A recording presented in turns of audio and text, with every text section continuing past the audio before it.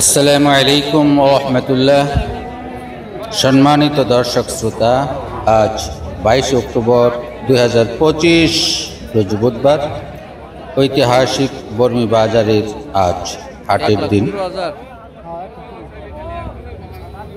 আমি আজ আপনাদেরকে বর্মি বাজারের গরু মহলের একটি চিত্র আপনাদের সামনে উপস্থাপন করছি।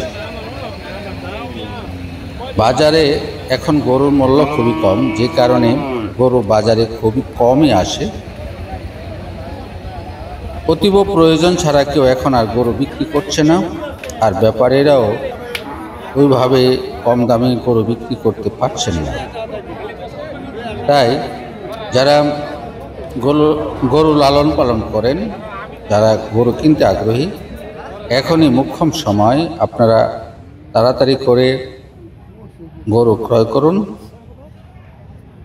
হয়তো সামনের শীত পর্যন্ত এ অবস্থায় থাকবে।